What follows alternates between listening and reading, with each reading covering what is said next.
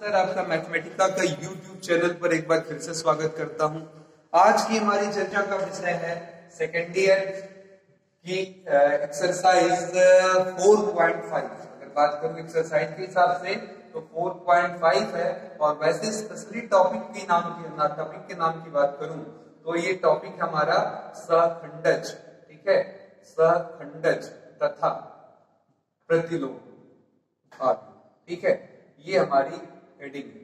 इसको हम लोग इंग्लिश में देखिएगा। मेरे जो लेक्चर्स हैं वो एक साथ दोनों पैरेलल में चलते हैं, हिंदी और इंग्लिश में, ठीक है। इसलिए आप किसी भी मोड के हों, ठीक है, वो आपके लिए काम करेगा। एडजॉइंट एंड इनवर्स मैट्रिक्स, ठीक है, ये हमारी हेडिंग का नाम है। तो आज की हमारी चर्चा का विषय सहखंडज तथा प्रतिलोम आव्यूह, ठीक है।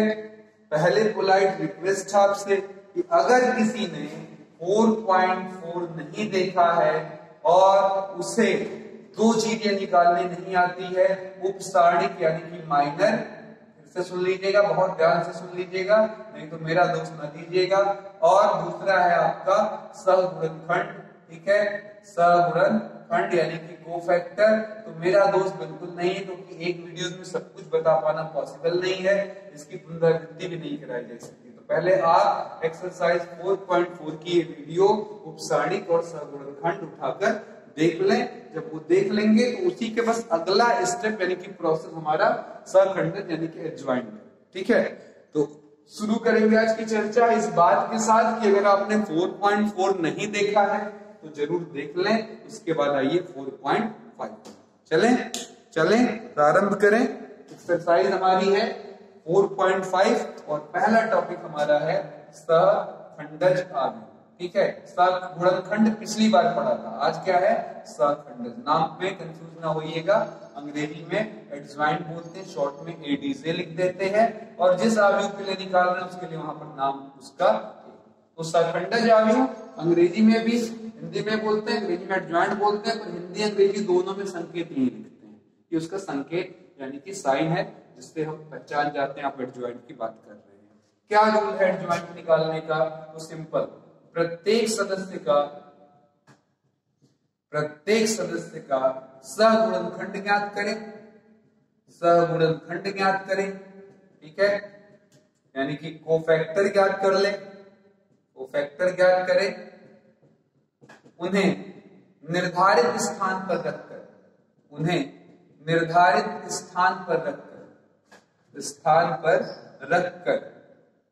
रखकर परिवर्त। ऐसा करने से आपको क्या मिल जाता है? परिवर्त का मतलब ट्रांसपोज से है, ठीक है, ट्रांसपोज ले। ऐसा करने से आपको क्या मिल जाएगा? तो मित्रों इसका जवाब है, ऐसा करने से आपको मिल जाएगा सहखंडज यानी कि एडजॉइंट।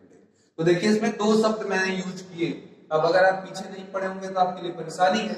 सहगुणनखंड का मतलब होता है आपका कोफैक्टर, और परिवर्त का मतलब होता है हमारा ट्रांसपोज, ठीक है। परिवर्त का मतलब क्या होता है? ट्रांसपोज, ठीक है। तो ये दो चीजें हमको निकालनी या समझनी है, तो इन्हीं दोनों पर हम लोग बातचीत करने चल रहे हैं। तो तैयार हैं आप? Are you ready? चलिए, इसीलिए मैंने बोला कि पीछे की टॉपिक आपको आनी चाहिए। तो मैंने पहला क्वेश्चन उठाया अपने एक्सरसाइज का और शुरू कर दिया। क्या लिखा हुआ है? 1 2 3 4। इसको अच्छे से समझिए। सबसे पहले क्या आपको सिखाया था कि इसका रिप्रेजेंटेशन वाकई में होता है A11, A12, A21 और A22। याद आना शुरू हुआ। अब अगर आप कोफैक्टर निकालना चाहते हैं, यानी कि ये सहगुणनखंड, तो उसे संकेत में लिखेंगे A11। आप पीछे नहीं पढ़े, थोड़ा सा कंसंट्रेट होंगे, समझ में आ जाएगा। जब हम आपसे A11 कहें तो आप -1 के पावर ये दोनों अंक सबसे पहले लगा दें, यानी कि 1 + 1।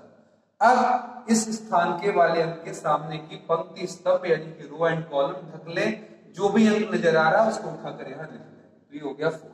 फिर हमने बोला A12, इसकी बारी है इस 2 की। तो पहले आगे -1 के पावर 1 + 2, और फिर इस 2 के सामने का रो और कॉलम ढक लें। आपको क्या नजर आ रहा है? तो जवाब है सर 3, ठीक है।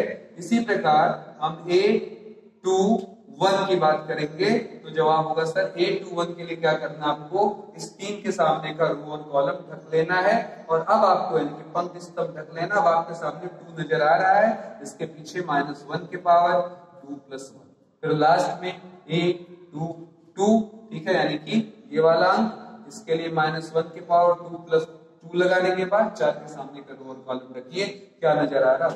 तो मिल गए सारे लोग।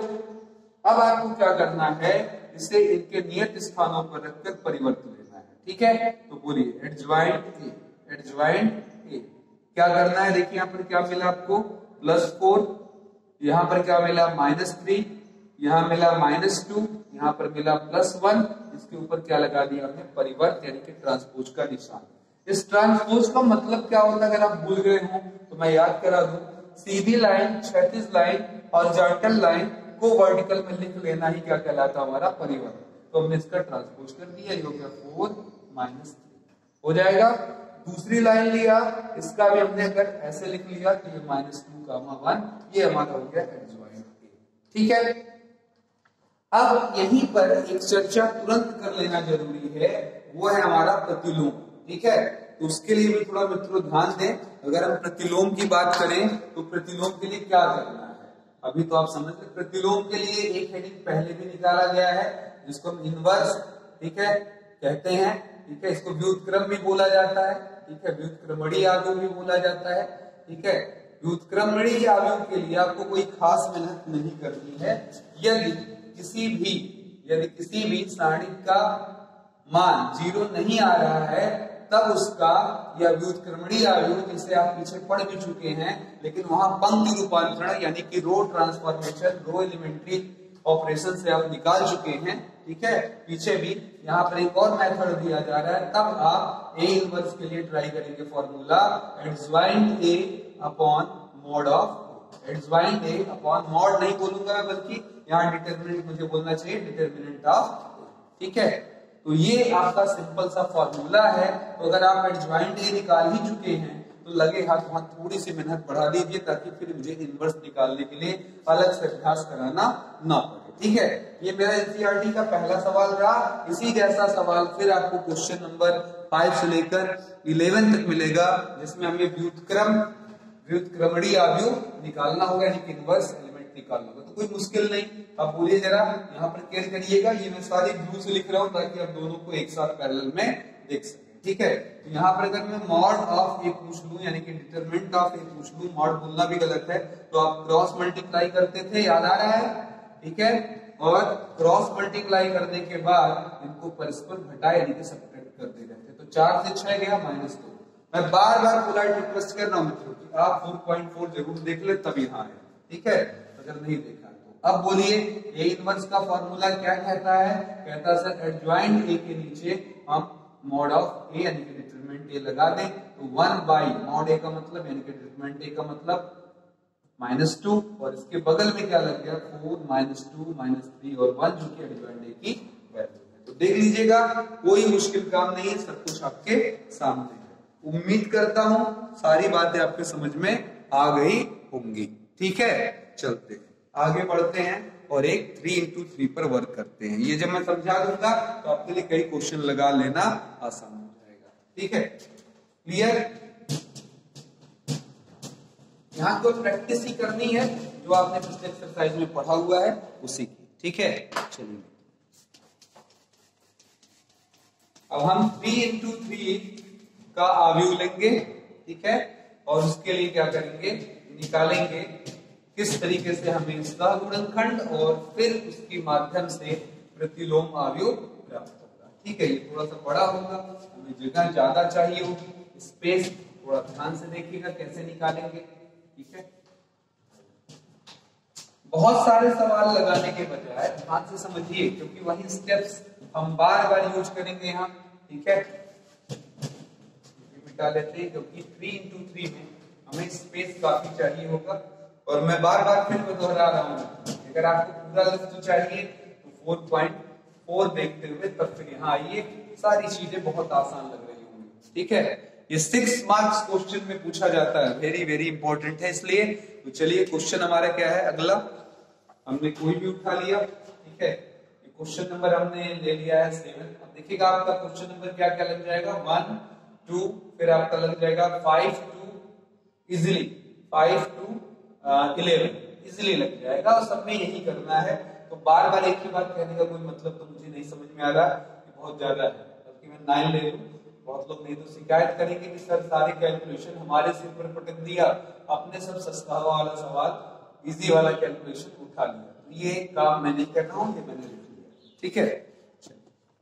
सबसे पहले देखिएगा इसका नाम अगर मैंने मैट्रिक्स ए लिख दिया है और भी लिख दिया है, तो पहला काम है हमारा कि हम इसका सारणिक निकाल लें, ठीक है।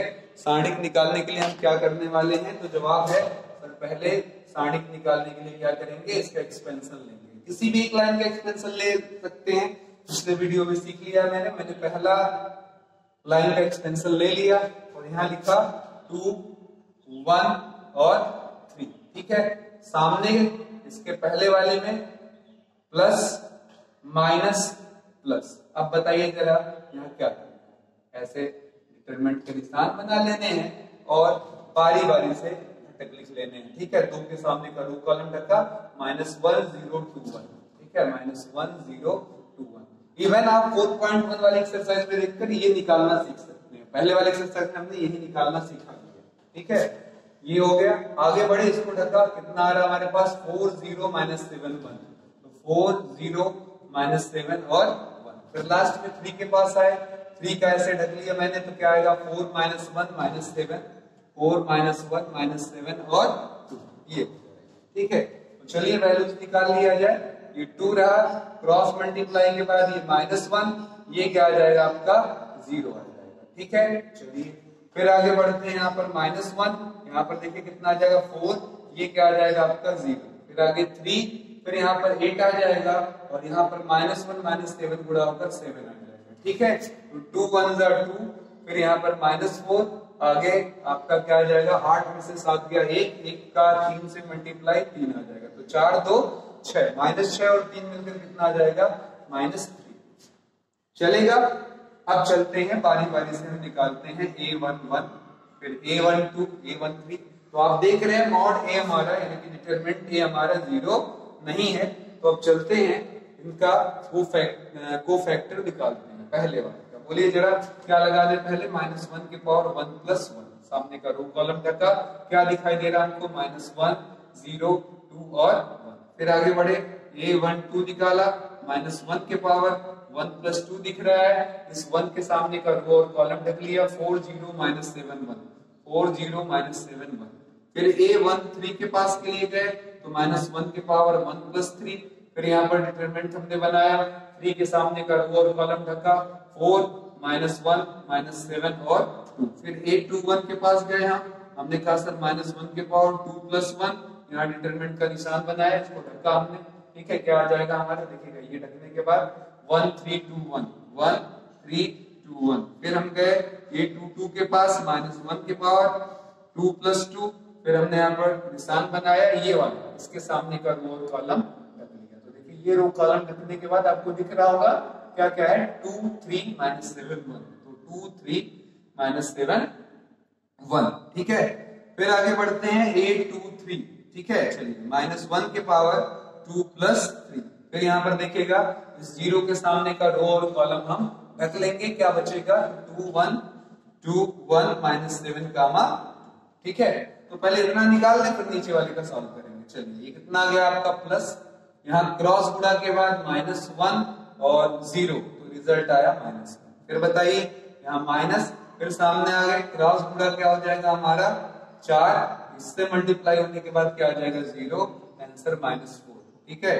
अब यहाँ पर देखिए प्लस लगाया, 4 2 से क्या हो जाएगा 8, 7 1 में 7, बीच में माइनस, यहाँ पर 1, फिर बढ़िया आगे यहाँ पर कितना माइनस लगाया, 1 आ गया, 3 दूना 6, कितना रिजल्ट आ जाएगा 5। फिर आगे बढ़ते हैं, यहाँ प्लस, यहाँ देखिए 2 1 2 और 7 -7 × 3 -21, और फिर ये रिजल्ट आ जाएगा हमारा 23।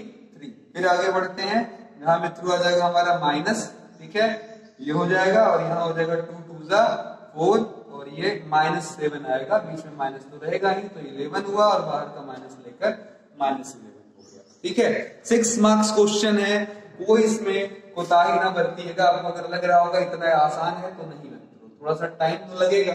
इजी है कहने का मतलब, लेकिन लेंथ है, लंबाई लगेगी, थोड़ा टाइम आपका किल होगा। लेकिन 6 मार्क्स का मामला है तो मुझे नहीं लगता ये इतना मुश्किल है। ठीक है, अब देखिएगा बाकी मैं थोड़ा कंप्लीट कर लूं। ठीक है, 3 ये और पता करने हैं जिनके लिए एडवांस में मैंने सबके लिए -1 के पावर में जो कुछ लिखना है वो लिख लिया है पोजीशन के हिसाब से। ठीक है, अब 7 के सामने का रो और कॉलम ढकेंगे तो क्या हमारे पास आ रहा है 1 3 -1 0, तो 1 3 -1 0। 2 के लिए अब जब हमने ढका तो 2 3 4 0, तो 2 3 4 0। फिर अगर 1 के लिए ढका तो ये देखिए 2 1 4 -1 ये। ठीक है, तो चले अब इसकी वैल्यू निकाल लिया जाए। तो बोलिए कितना आ जाएगा हमारे पास, कितना ये प्लस आ गया, ये क्रॉस गुणा हुआ क्या आ जाएगा 0 और -3। ठीक है, अब बोलिएगा जरा यहाँ पर बीच में क्या लगा लें माइनस। फिर बोलिएगा जरा -1 के पावर 5 माइनस आ जाएगा, 2 का 0 से गुणा 0, 4 3 का -12 हमारा हम इसमें आ गया। -1 के पावर 6 प्लस हो जाएगा, -2 का गुणा -1 से -2, 4 का गुणा 1 से 4, बीच में माइनस, रिजल्ट आ गया -6। तो सारे हमारे कोफैक्टर्स यानी कि सगुणनखंड तैयार है क्या देने के लिए, तो जवाब है सर एडज्वाइंट ए। तो एडज्वाइंट ए क्या कहता है, सबको उनकी प्लेस पर रखकर क्या ले लीजिए, परिवर्त ले लीजिए। तो आइए यहां से शुरू करें, क्या क्या मिला है। सबसे पहले -1 -4 और 1, फिर नीचे क्या मिला है 5 23 -11, फिर क्या मिला हमको, तो जवाब है सर 3 मिला है, और यहाँ पर +12 मिला है, लास्ट में -6 मिला है। इस परिवर्त लेने के बाद हम क्या करेंगे, इस पंक्ति को स्तंभ में बदल लेंगे।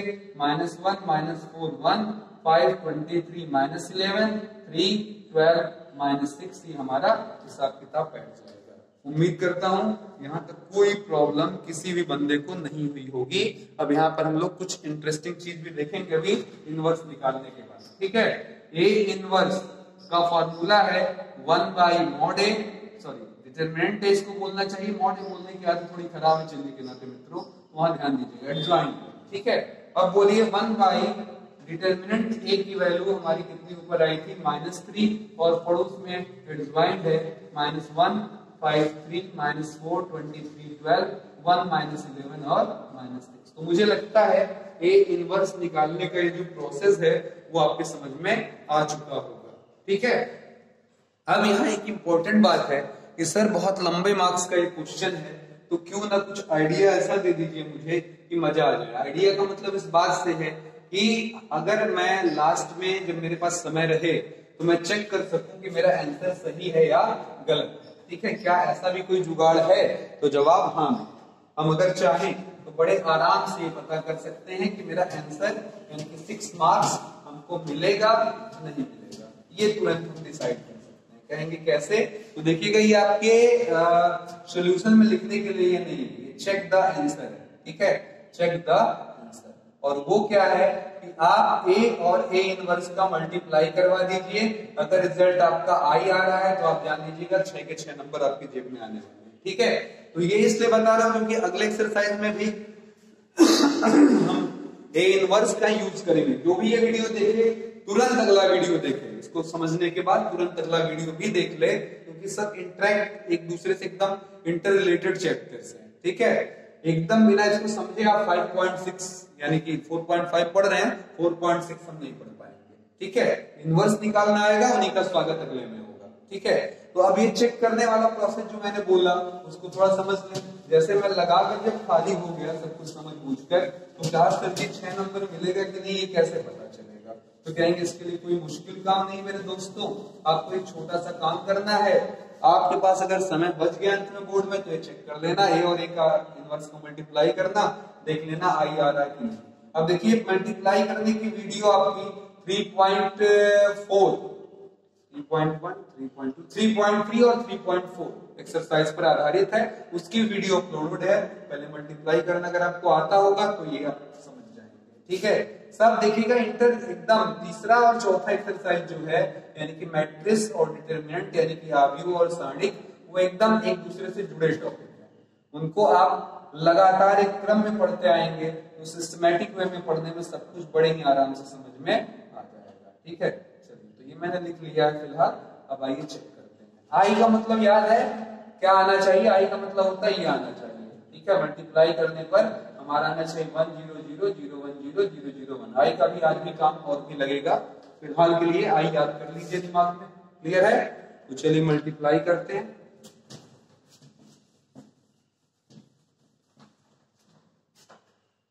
चेक करने के लिए कैसे मल्टीप्लाई होता है? रो का मल्टीप्लाई किससे करते हैं? कॉलम से। -1/3 बाहर पहले, 2 का -1 से गुणा -2, 1 का -4 से गुणा -4, 3 का 1 से गुणा 3 1 जा 3। अगली लाइन में मल्टीप्लाई करते हैं 2 का 5 से गुणा 10, 1 का 23 से गुणा +23, 3 का -1 से गुणा -33। फिर बोलिए अगली लाइन ले लेते हैं, बोलिए 2 3 जा 6, फिर क्या आ गया आपका 1 का 12 से 12 और 3 का -6 से -18। ठीक है, ये लाइन खत्म मल्टीप्लाई के बाद। अगला उठाते हैं -4, 4 का मल्टीप्लाई -1 से -4, -1 का 4 से मल्टीप्लाई +4, 0 का 1 से मल्टीप्लाई 0। ठीक है, अगला -4 का मल्टीप्लाई 5 से 20, -1 का मल्टीप्लाई 23 से 23, 0 का -11 से मल्टीप्लाई 0, 4 का 3 से मल्टीप्लाई 12, -1 का 12 से मल्टीप्लाई -12, 0 का -6 से मल्टीप्लाई 0। ठीक है, कोई प्रॉब्लम? चलिए आगे चलते हैं नेक्स्ट वाली लाइन। बोलिए -7 का 1 से मल्टीप्लाई +7, 2 का -4 से मल्टीप्लाई तो -8 और 2 का 1 से मल्टीप्लाई 2, -7 का 5 से मल्टीप्लाई -35। ठीक है, 2 का 23 से मल्टीप्लाई 46, 1 का -11 से मल्टीप्लाई -11।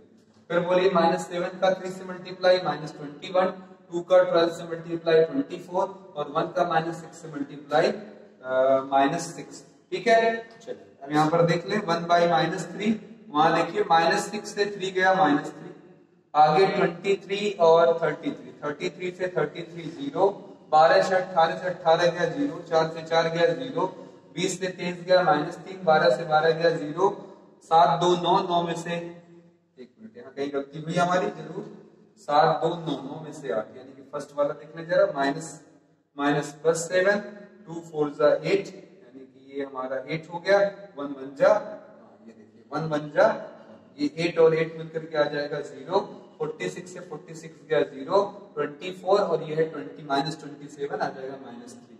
अब इसका अंदर सभी से मल्टीप्लाई करते चले जाएंगे, किसका? -1/3 का। आप आंसर देख सकते हैं 1 0 0 0 1 0 और 0 0। क्यों? क्योंकि सबके नीचे कितना आएगा? -3, तो काट कर 1, यहाँ भी आएगा 1, यहाँ 0 में मल्टीप्लाई होने पर कोई असर पड़ना नहीं है। तो रिजल्ट हमारा आई आ गया है, जो कहता है कि मुझे 6/6 मिल जाना चाहिए, 6/6 मिल जाना चाहिए आराम से। समझ में आ गया? तो ये सिस्टम रहा आपका। ठीक है, कोई दिक्कत इसमें? अब एक प्रॉपर्टी भी जान लीजिए, कभी कभी चेक करने के लिए देता है। अब पूरा आप सीख गए हैं तो कोई प्रॉब्लम नहीं है।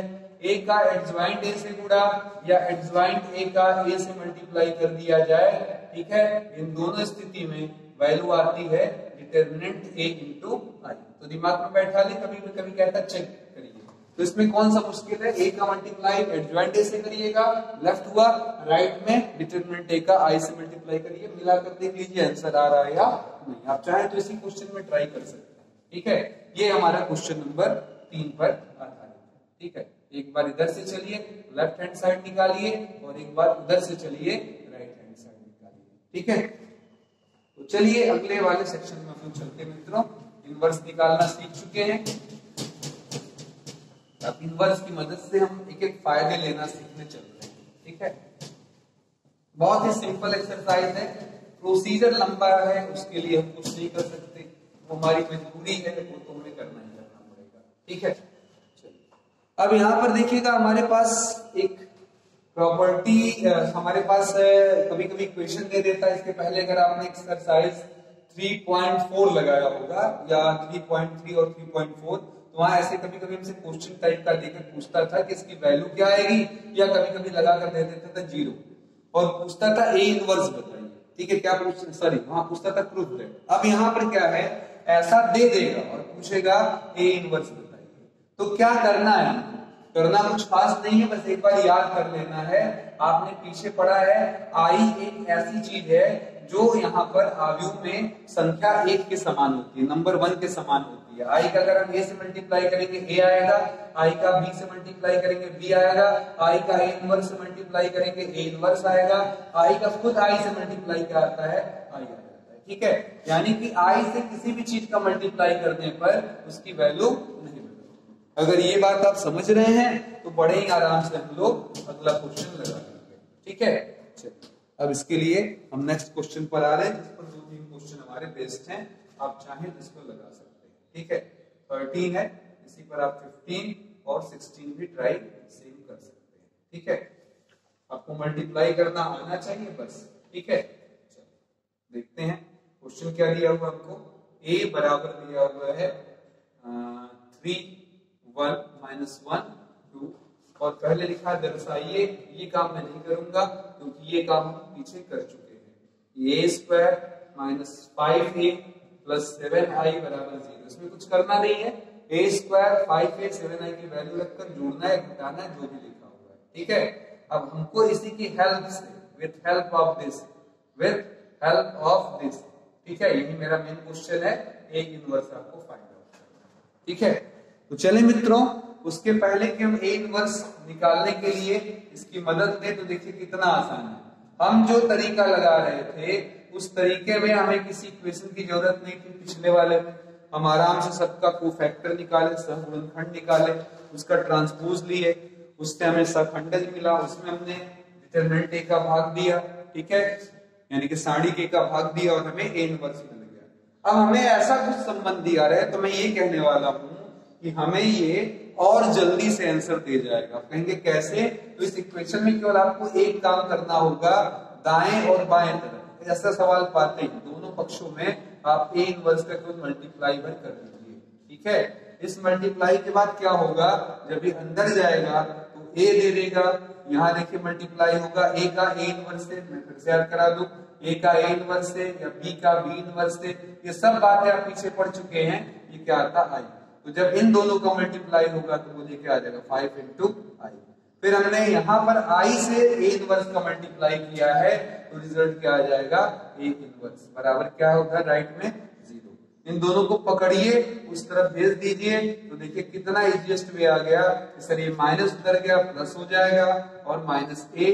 अब a इनवर्स की वैल्यू आराम से निकल जाएगी बाहर 1/7 और अंदर की तैयारी 5i और फिर a है। तो बोलिएगा इस बार का i कौन सा है, कितने ऑर्डर का है? तो जवाब है सर 2 into 2 का। 2 into 2 का लिखिएगा, i की 2 वैल्यूज होती है हमारे सिलेबस, बहुत सारी वैल्यूज होती है हमारे सिलेबस के हिसाब से।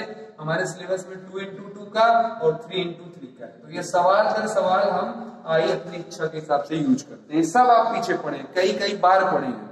एक्सरसाइज 3.1 में पढ़ा, 3.2 में पढ़ा, 3.3 में आई पढ़ा, लगातार पढ़ा हुआ है। 3.4 के सारे सवाल आई के कॉन्सेप्ट पर लगे।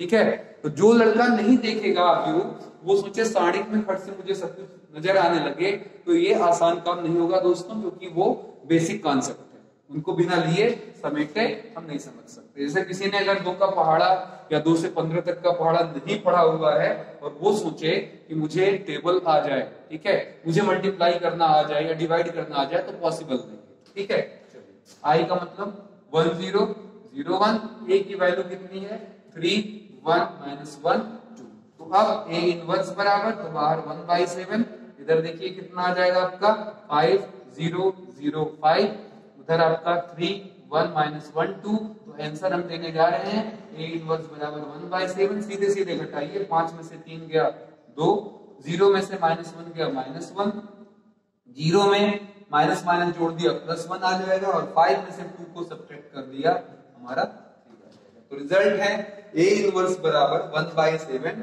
2 -1 1 एंड 3। यहां भी आप चाहे चेक करना तो चेक कर सकते हैं अपना आंसर। ठीक है, चलिए इसके लास्ट कॉन्सेप्ट पर आते हैं, काफी इंपॉर्टेंट है। ठीक है, उसके बाद एक थ्योरम देखेंगे जो हमारे एग्जाम में बहुत ज्यादा पूछा जाता है। ठीक है, रेगुलरली आ रहा है काफी पहले से ही। ठीक है, बहुत ज्यादा इंपॉर्टेंट है, बच्चे थोड़ा सा याद करते हैं, थ्योरम होने के नाते नाम ही थ्योरम है।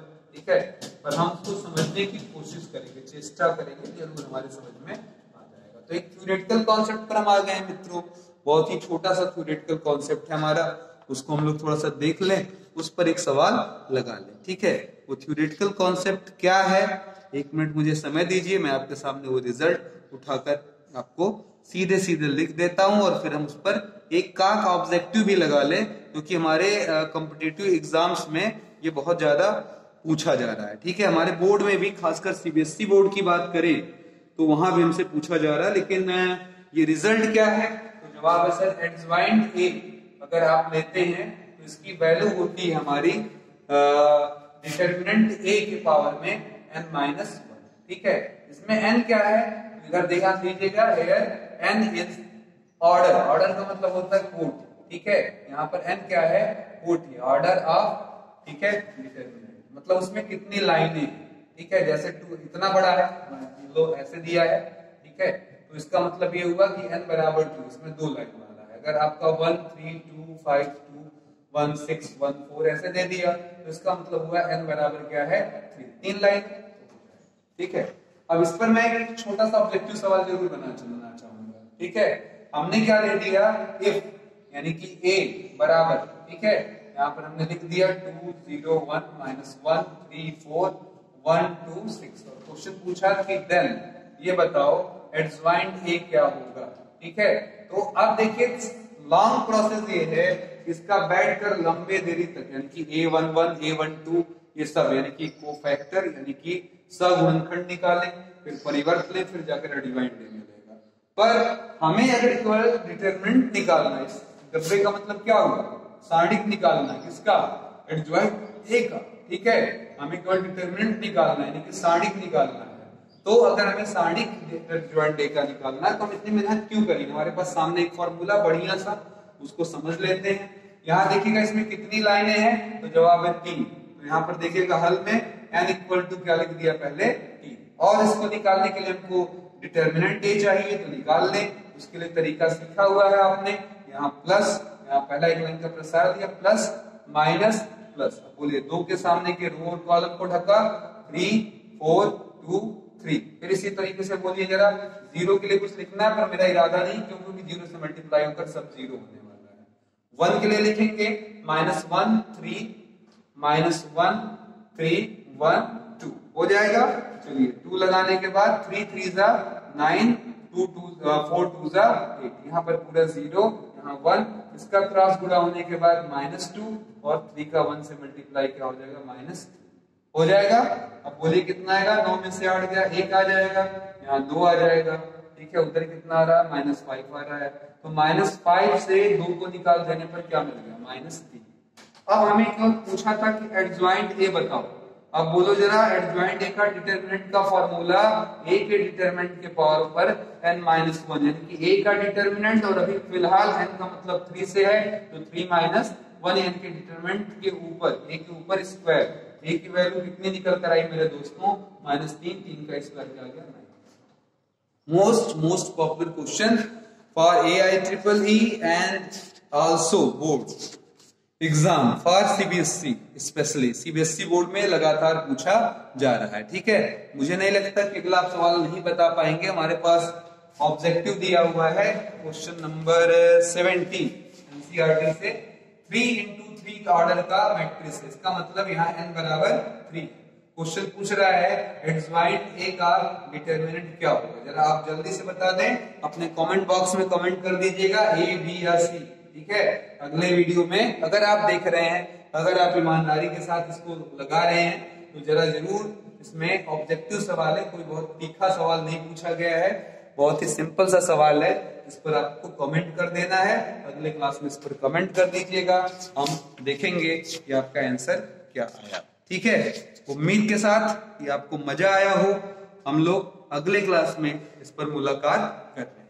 ठीक है, कोई दिक्कत, मुझे नहीं लगता कोई दिक्कत है। ठीक है, तो फिर देखते रहें, कमेंट करते रहें, पॉसिबल हो शेयर करते रहें, क्योंकि तो पुराने मित्र हो गए, कुछ आपका भी धर्म हो गया है, जिम्मेदारी हो गई है, आप एक सबसे बड़े सीनियर सिटीजन हो गए इस वीडियोस के, क्योंकि इसमें हम 9 के लिए तो नहीं, 10 11 12 और साथ में AKTU UPTU के लिए वीडियो बना रहे हैं। AKTU UPTU वाले तो भाई इंटर पास आउट होते हैं, लेकिन फिलहाल सबसे जिम्मेदारी वाले श्रेणी में आप आ रहे हैं मेरे 12th के साथियों। आपकी ये जिम्मेदारी है कि अपने इस टीचर को बहुत सारे लोगों तक पहुंचाएं, कमेंट करें, शेयर करें अगर ये फील कर रहे हो कि आप तक हर चीजें जबरदस्त ढंग से पहुंच रही है। इसी के साथ मैं आनंद सर आपसे लेता हूं इजाजत, मिलेंगे जल्द ही अगले वीडियो के साथ। धन्यवाद।